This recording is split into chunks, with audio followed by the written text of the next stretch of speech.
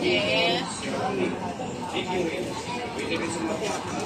Hindi na kayang tuklapin kahit ang lakas ang wala pong pinipiling materialis, lahat ginagamit na rin ito ng mga sapatos sa maritim.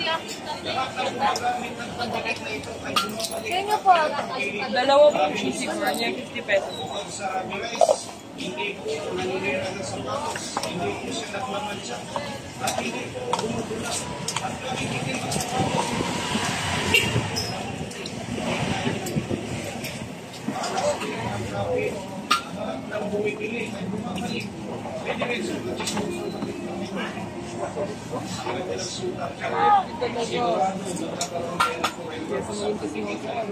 kaya pili na po kayo.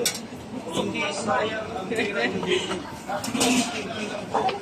Original. Pinoy Pandikit.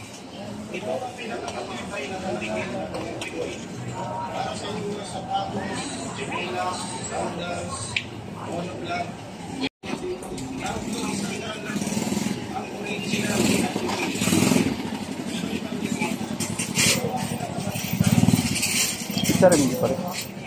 Naka-overload ako sa calculator. 50 o 25.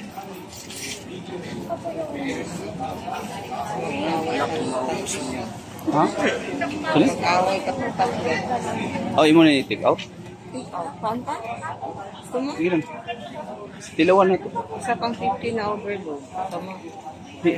Cheese sila. Ito dalawa lang.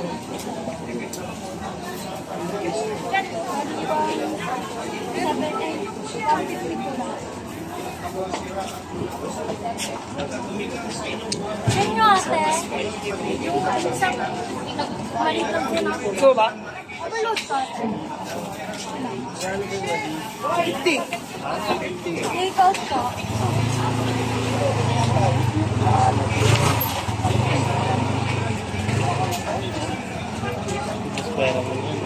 Para sa overload ko yun, diba?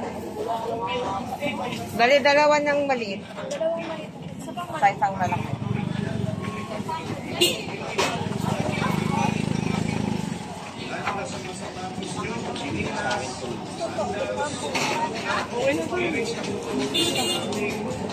Ang susunod nga pala.